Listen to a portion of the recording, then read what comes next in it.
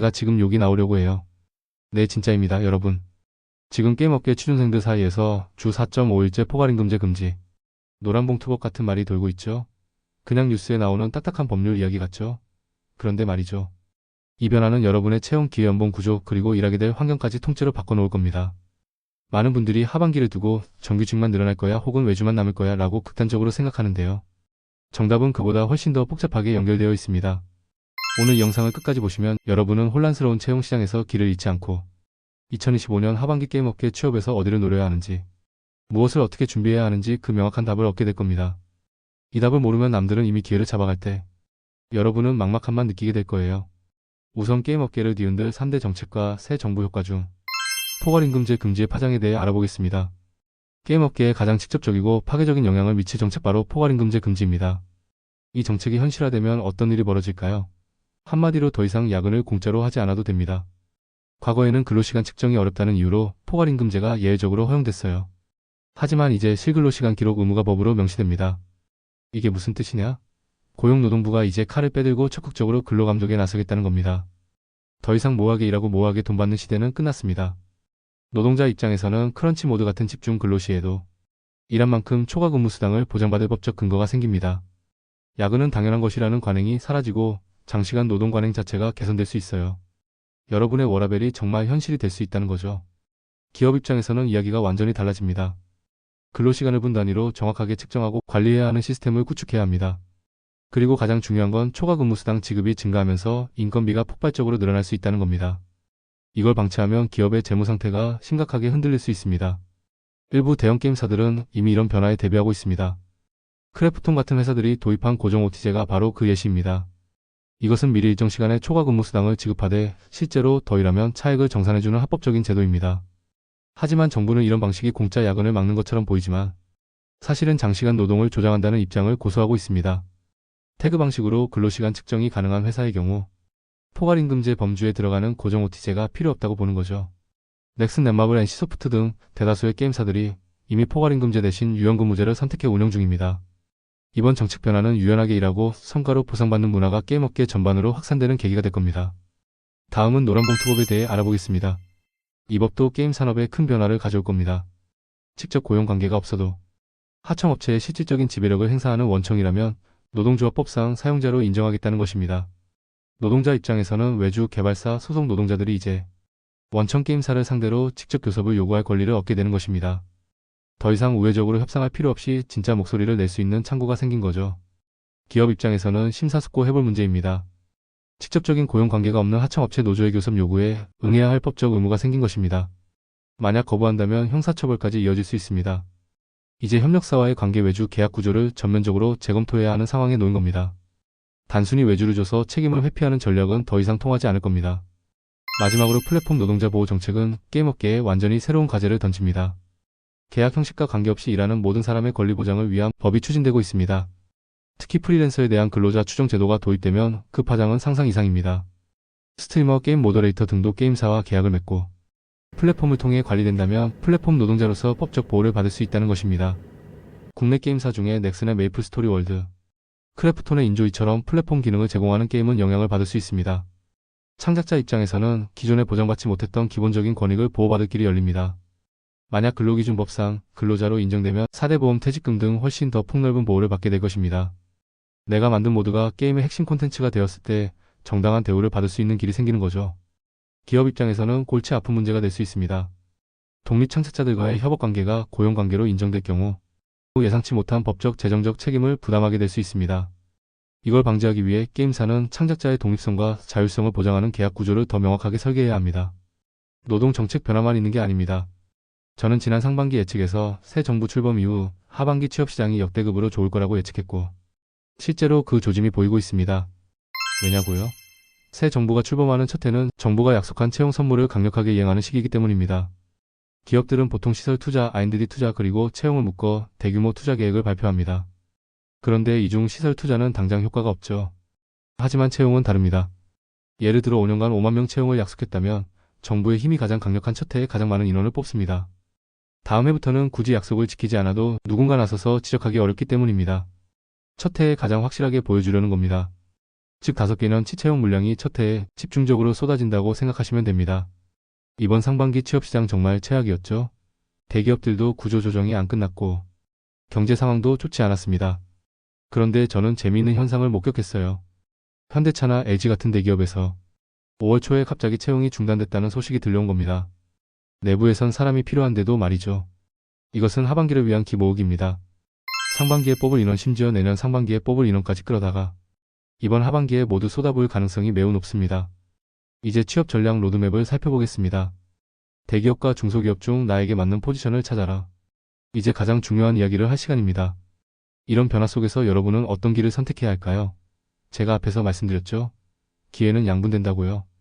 포괄임금제 금지 노란봉투법 등의 리스크가 커지면서 대형 게임사는 정규직 인력을 확보해 리스크를 줄이려 할 겁니다. 핵심 역량은 내부에 두고 안정적으로 운영하려는 거죠. 반면 자금력이 부족한 중소형 스튜디오나 외주사는 유연성을 확보하기 위해 외주 인력을 더 적극적으로 활용하게 될 겁니다. 그렇다면 여러분은 둘 중 어디에 포지셔닝할지 지금 바로 결정해야 합니다. 대기업 정규직 루트를 노린다. 대형 게임사들은 장기 안정성, 핵심 역량을 갖춘 인재를 원합니다.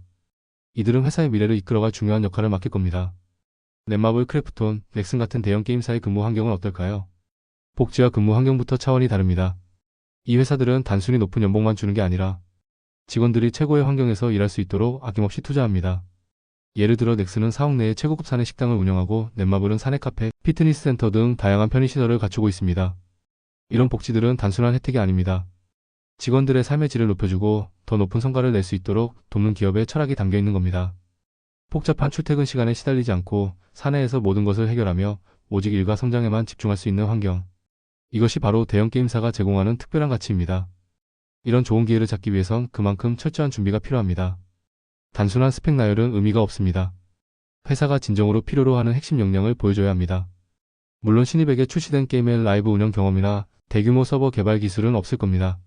하지만 이런 경험이 없어도 대형 게임사가 원하는 역량을 충분히 증명할 수 있습니다. 다음 3가지를 반드시 준비하세요. 첫째, 라이브 운영에 대한 깊은 이해를 보여줘야 합니다. 출시된 게임을 단순히 플레이하는 것을 넘어 어떻게 하면 더 많은 유저를 유치하고 유지할 수 있을지 치밀하게 분석하고 고민했던 경험이 중요합니다. 예를 들어 특정 게임의 업데이트 패치 노트를 분석하고 유저 피드백을 정리해 나만의 개선안을 제시하는 식으로요. 이런 고민의 흔적만으로도 충분히 잠재력을 어필할 수 있습니다. 둘째, 기술적인 호기심과 학습 역량을 증명해야 합니다. 직접 대규모 서버를 구축할 순 없지만 게임 개발 동아리에서 간단한 멀티플레이 게임을 만들거나 오픈소스 프로젝트에 참여해보세요. 넥슨이나 크래프톤처럼 글로벌 시장에서 수많은 유저를 안정적으로 수용하려면 강력한 서버 기술이 필수적이죠. 이들의 기술 블로그를 탐독하고 이해한 내용을 포트폴리오에 녹여내는 것도 좋은 방법입니다.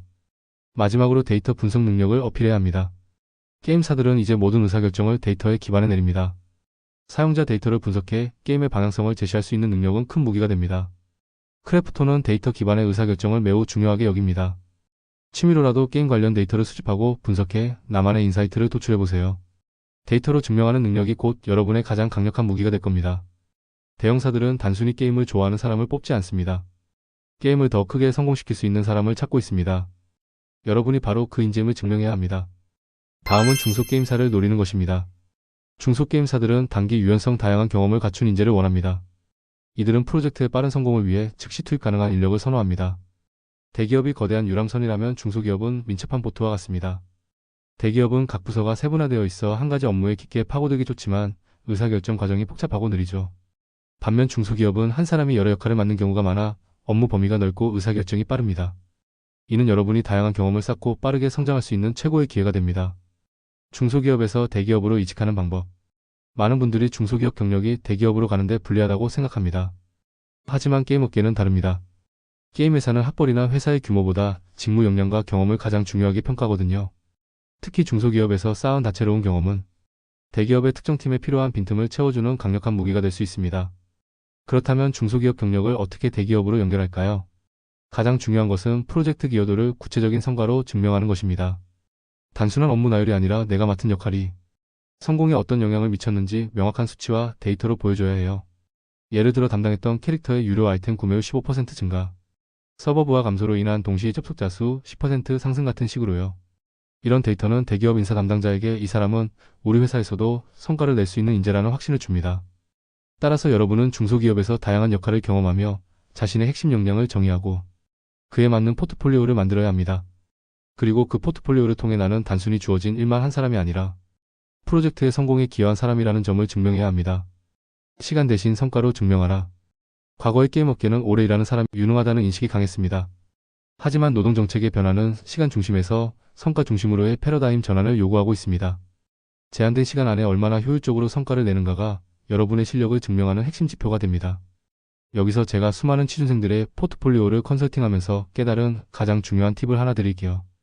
여러분은 지금부터의 시간을 어떻게 활용하느냐에 따라 합격 여부가 갈릴 겁니다. 제가 컨설팅하면서 가장 안타까웠던 실패 사례는 바로 시기를 놓치는 것이었습니다. 이런 실수를 하지 않기 위해 취업 준비 과정을 2개의 기간으로 명확하게 나누세요. 8월, 9월은 시행착오와 준비 기간입니다. 하나의 자소서를 완벽하게 만드는 대신 여러 버전을 써보고 피드백을 받으며 다듬으세요. 이렇게 하면 다양한 기업과 포지션에 맞춰 유연하게 대응할 수 있습니다. 면접 예상 질문에 대한 답변을 미리 준비해두세요. 단순히 외우는 것이 아니라 자연스럽게 말할 수 있도록 훈련하세요.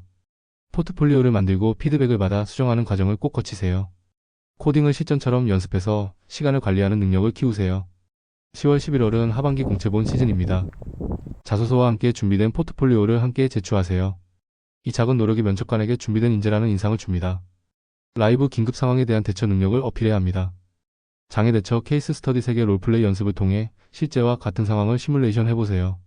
코드 리뷰 경험을 한 장으로 설명하는 연습을 해보세요. 복잡한 내용을 명쾌하게 설명하는 능력은 기업이 가장 중요하게 보는 역량 중 하나입니다. 자, 이제 정리하겠습니다. 첫째, 노동정책 변화는 게임업계의 인력 운용 구조를 시간에서 성과 중심으로 바꿉니다. 둘째, 새 정부 출범 효과로 인해 이번 하반기는 역대급 채용 물량이 쏟아질 가능성이 높습니다. 셋째, 가장 중요한 것, 하반기 취업 기회는 오직 준비된 자에게 돌아갑니다. 오늘 이 영상을 보고 여러분이 해야 할 단 한 가지 행동은 바로 지금 당장 시작하는 것입니다. 상반기 합격하지 못했던 분도 이번이 마지막 기회라고 생각하고 뼈 묻을 각오로 임하세요. 1, 2년차 중고 신입도 과감하게 넣어볼 때입니다. 7, 8월은 연습이고 9, 10월은 진짜 승부입니다. 이번 하반기 취업 성공하시기를 진심으로 바랍니다. 게임회사 취업 방법에 대해 자세한 자료가 필요하시다면 하단 고정 댓글을 확인해주세요. 다음 영상에서는 여러분의 합격 소식을 기다리겠습니다.